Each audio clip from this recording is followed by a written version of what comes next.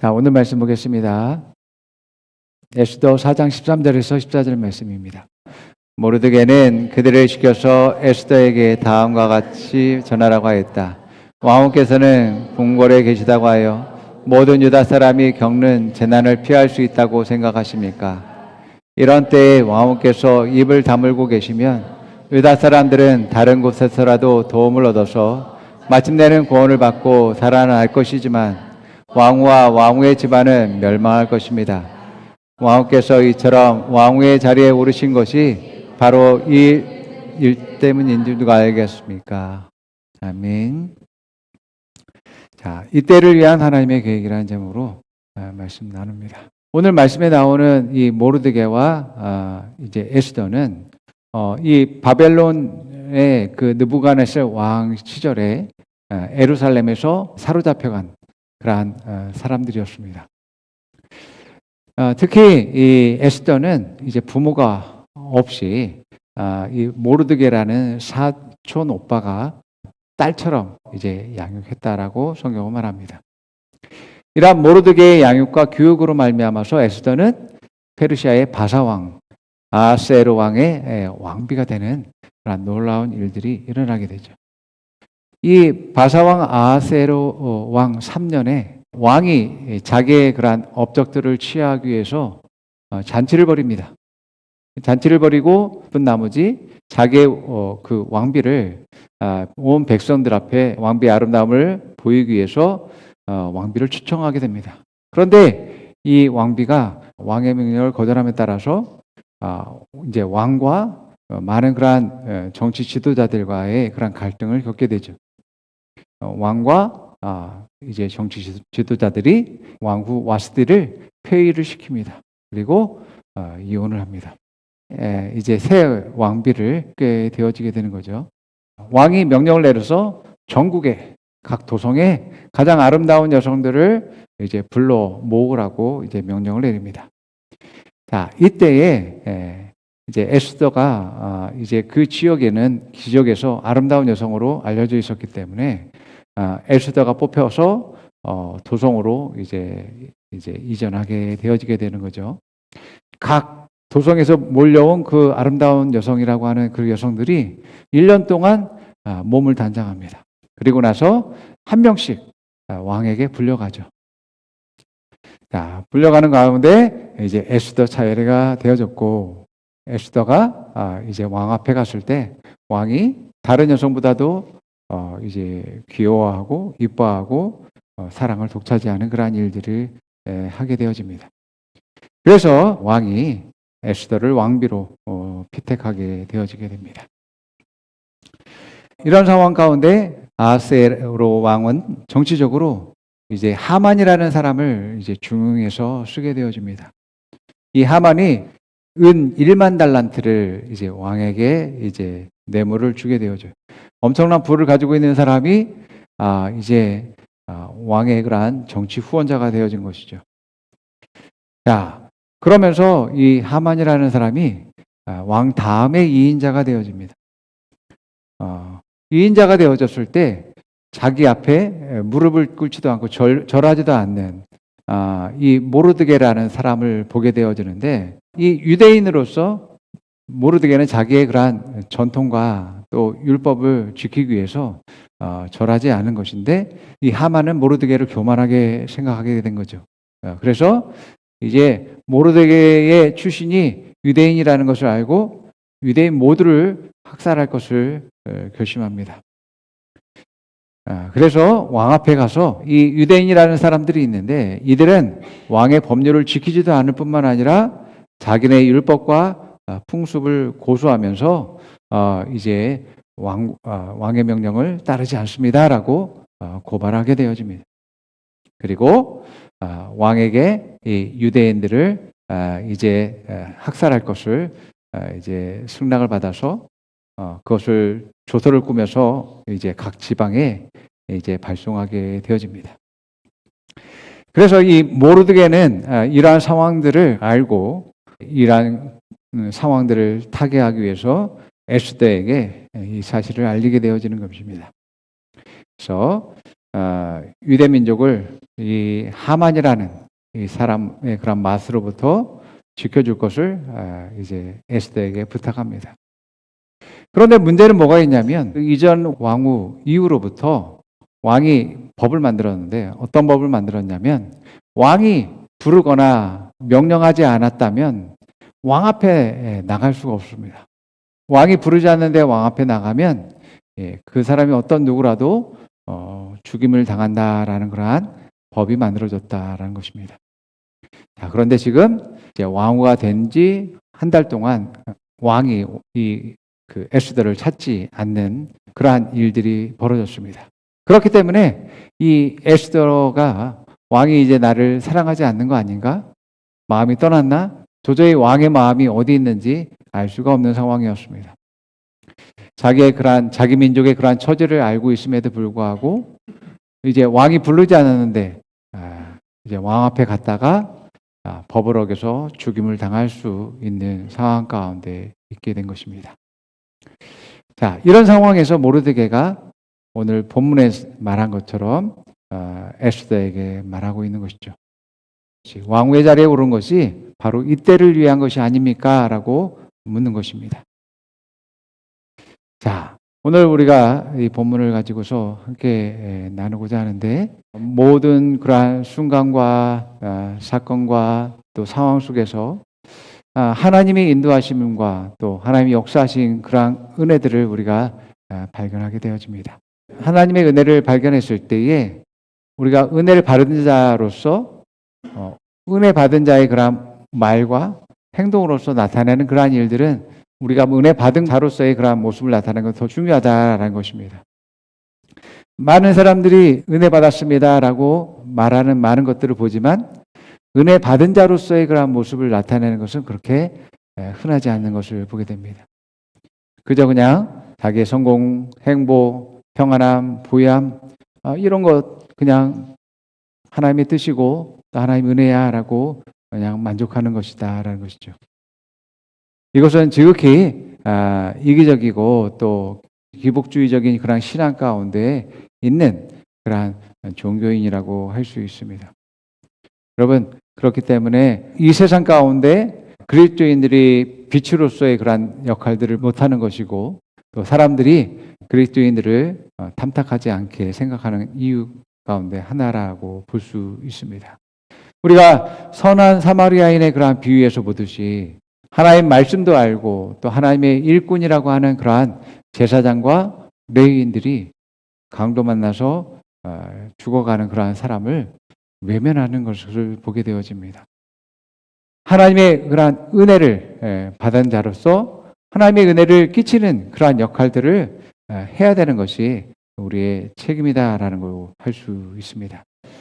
내가 정말 이것이 하나님의 은혜이고 하나님의 축복이고 또 하나님의 하신 일이다라는 것을 내가 깨달았다면 그것을 통해서 특별한 하나님의 뜻이 무엇이 있는지 살펴봐야지만이 된다라는 것이죠. 하나님 왜 은혜를 주셨을까? 또 하나님이 이 선물을 내게 주셨을까?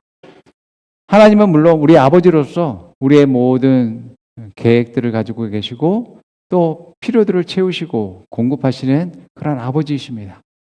그러나 필요한 것들이 채워지면 그것으로 만족할 수 있습니다. 그런데 하나님이 그 이상으로 주는 그러한 축복과 은혜들을 발견했을 때 우리는 한번 생각해 봐야 된다는 거죠. 하나님이 그냥 나의 공급과 필요를 채워주는 것 이상으로 내게 주었을 때 하나님이 왜 왜 이런 은혜를 주셨을까? 이러한 축복을 주셨을까? 왜 쓰고 남을 정도로 주셨을까라는 것을 생각해 봐야 된다는 것입니다. 여러분, 우리가 필요 이상으로 주시는 것은 분명하게 하나님의 일을 위해서 또 다른 사람을 섬김을 위해서 주신 것이다라는 것을 깨닫는 그러한 여러분 되기를 축원합니다. 에스더는 한 여인으로서 온 국민의 어머니가 되고 한 남편의 사랑뿐만 아니라 많은 그러한 백성들의 그러한 사랑받는 국모로서의 그러한 자리에 올려준 하나님의 뜻과 목적과 계획을 발견하게 된 것임을 우리가 보게 되어집니다. 오늘 말씀을 통해서 우리 모두에게 한 사람 한 사람에게 하나님의 뜻과 계획이 있다라는 것을 우리가 알고 나고 또 내가 예수 그리스도 안에서 생명을 얻는 것뿐만 아니라 더 존귀하게 하게 하시고 더 성장하게 하시고 발전하게 하게 하시고 더 축복하게 하시고 더 부어주시는 이유는 나만을 위한 것이 아니라 하나님 나라를 위한 계획과 다른 많은 사람을 위한 계획을 위해서 하나님이 주셨다라는 것을 깨닫는 그러한 여러분 되기를 축복합니다. 우리가 아브라함의 축복을 많은 사람들이 갈망하기도 하고 그것을 받았다고 인식하게 되어지는데 무엇보다도 아브라함의 축복은 축복의 통로가 되어졌다라는 것을 우리가 더욱더 기억해야 된다라는 것입니다. 그럴 때에 나의 삶은 더욱더 하나님의 그러한 은혜와 사랑으로 더욱더 충만하게 되고 또 기쁨이 넘치게 되는 일들이 일어나는 것이죠. 자, 여러분 에스더가 왕비가 되는 그러한 과정을 보게 되면 모르드게의 양육과 교육이 정말 중요했습니다.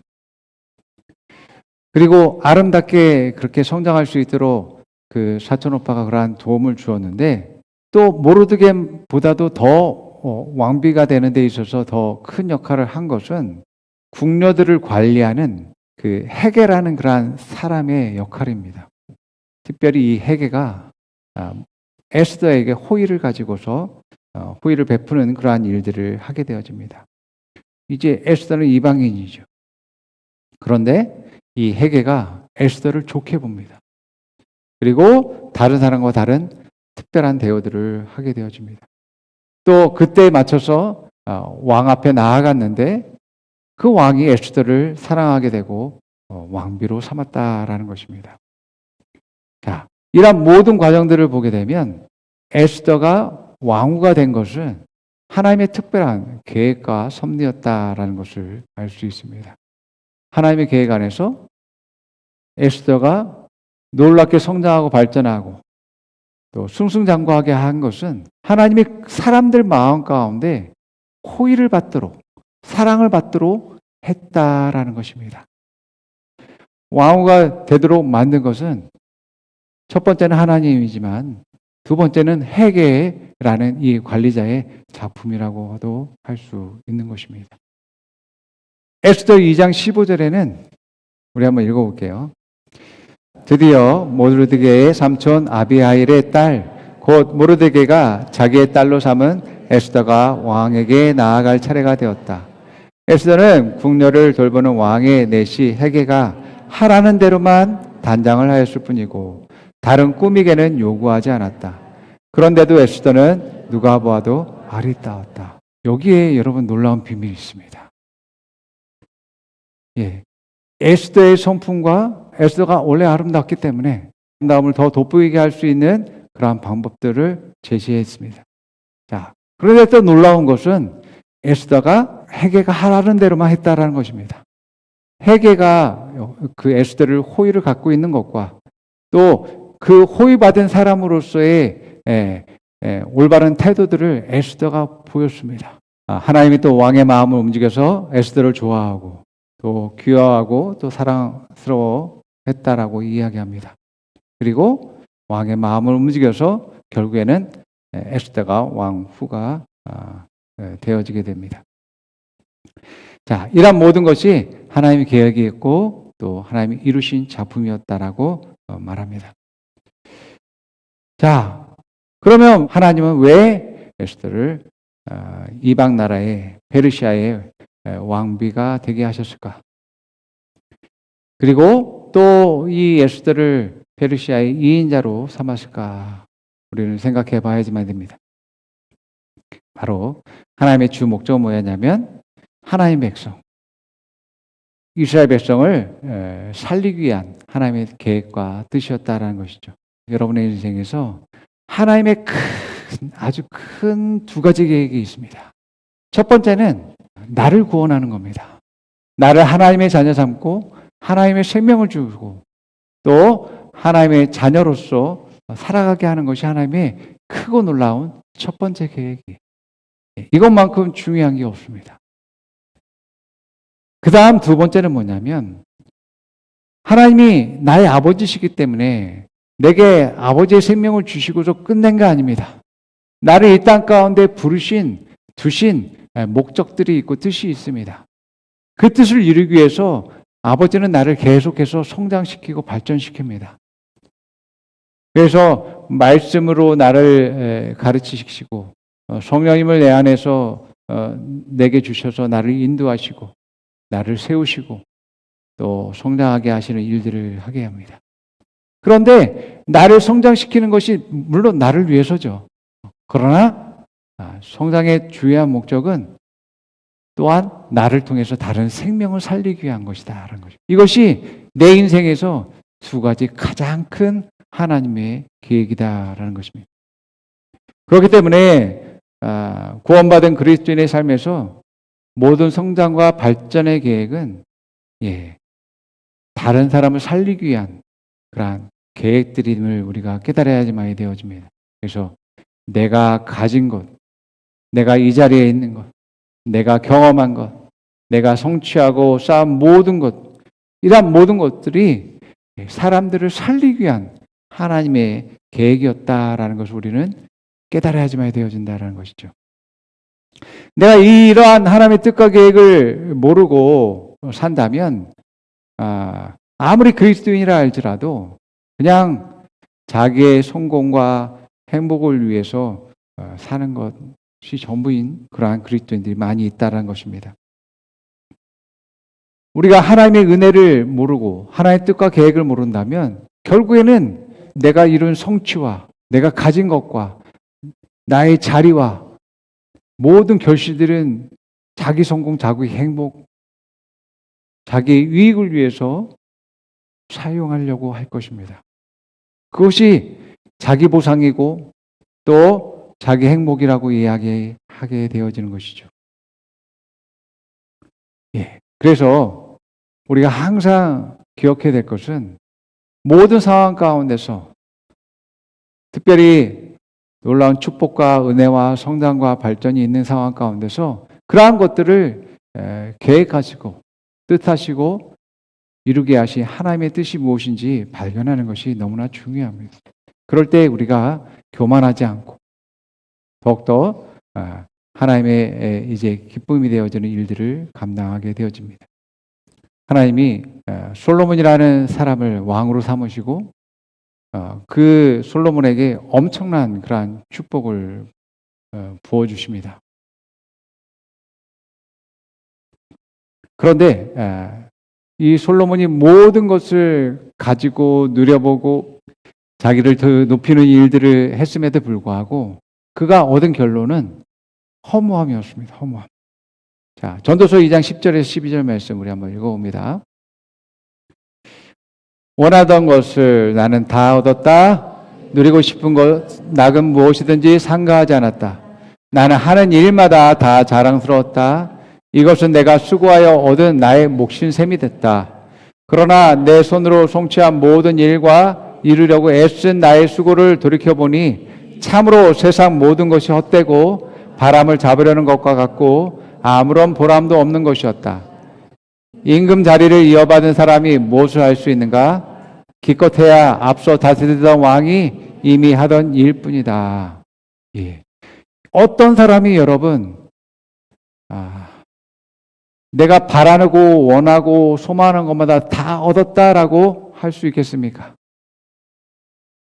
또 내가 누리고 싶은 행복이나 즐거움은 다 누려봤다라고 할 수 있겠습니까?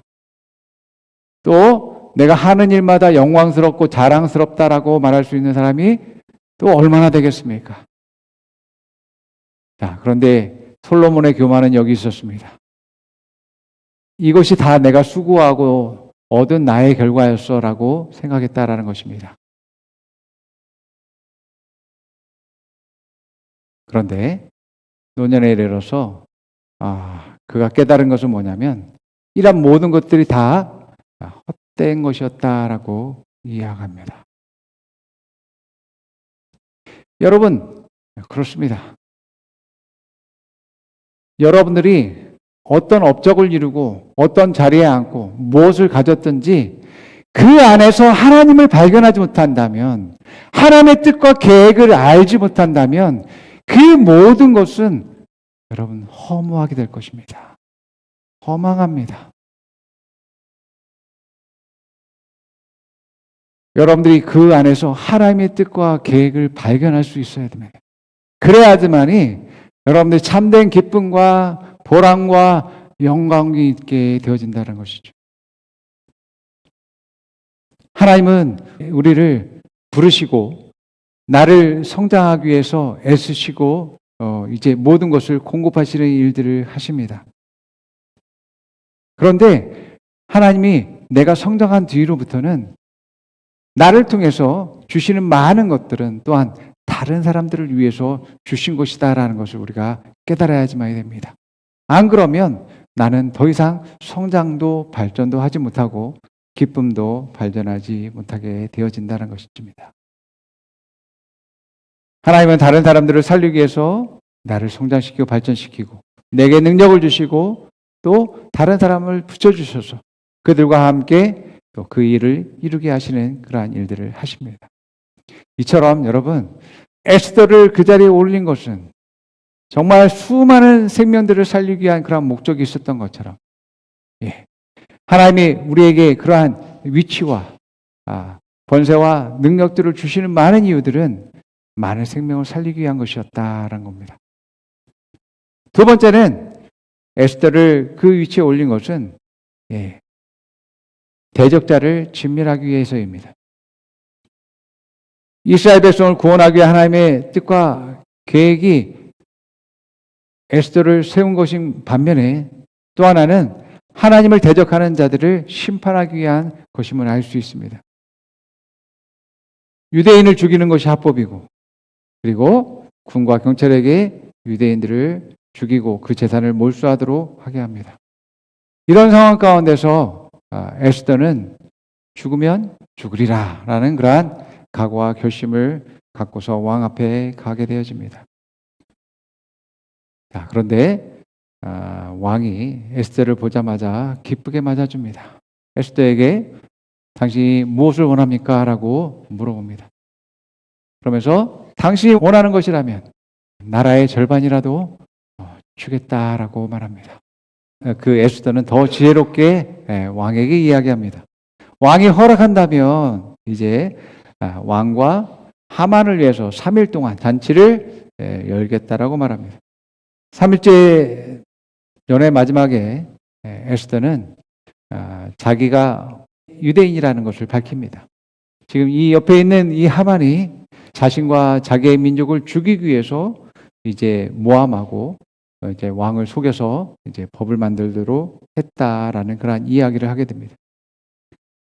이 말을 듣자 왕은 충격을 받았고 하만을 향한 마음이 싹 식어지게 되어집니다. 그리고 이 하만으로 말미암아서 에스더가 얼마나 고통받았을까라는 그러한 생각에 화가 났습니다. 마치 하만이 모르드게를 죽이기 위해서 자기 집에다가 장대를 이제 매달아 놨습니다. 그런데 그 장대에 자기가 매달려서 죽게 되어지게 됩니다. 그리고 하만의 가족이 몰살당하고 하만의 모든 재산이 모르드게의 것이 되게 되어집니다. 자, 이렇게 에스더가 이 페르시아의 왕후가 된 것은 하나님의 백성, 하나님의 사람을 대적하는 자를 심판하기 위해서 진멸시키기 위한 목적도 있었음을 보게 되어집니다. 자, 이러한 심판을 통해서 더욱더 에스더와 모르드게는 더 높여지게 되고 이스라엘 백성들이 페르시아인에게 존경받고 또 보호와 대우를 받도록 하게 된 것을 보게 되어집니다. 자, 우리는 하나님이 세우신 그 자리에서 하나님을 대적하는 모든 법과 또 악한 세력들과 싸워야지만 됩니다. 자, 여러분 성경에는 생명을 살리는 데 있어서 그 생명을 살리는 것은 쉽지 않다라고 말합니다. 어렵다라고 표현하고 있습니다. 여러분 생명을 살리는 데 있어서 그 생명과 같거나 더 존귀한 생명이 필요합니다.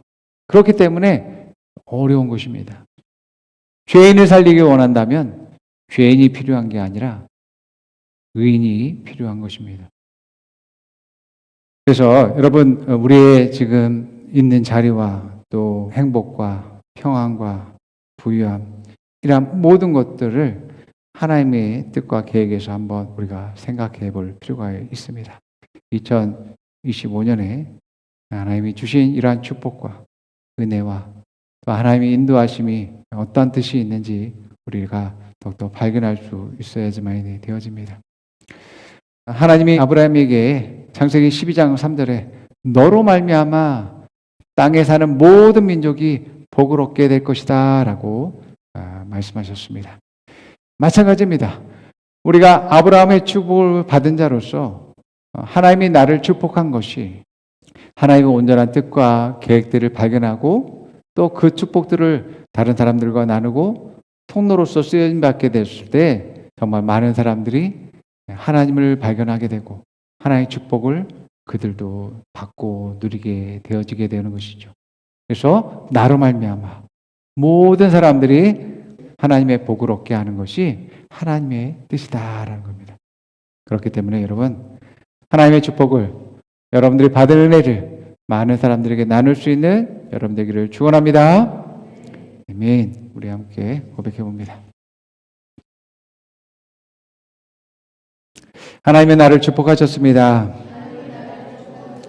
나는 복의 근원입니다. 나를 통해 축복이 흘러갑니다. 나는 축복의 통로입니다. 나는 하나님이 나를 축복하시는 이유를 압니다. 하나님은 하나님 나라를 위해서 축복하십니다. 영혼을 위해서 축복하십니다.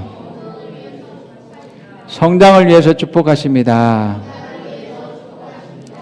옆 사람에게 말해봅니다. 당신은 복의 근원입니다. 당신을 통해 다른 사람이 축복을 받습니다. 당신을 통해 생명을 얻습니다. 당신을 통해 성장하게 됩니다. 생명 살리는 것이 하나님의 목적입니다. 성장하는 것이 하나님의 뜻입니다. 하나님의 일을 하십시오. 하나님 당신을 축복하셨습니다. 아멘.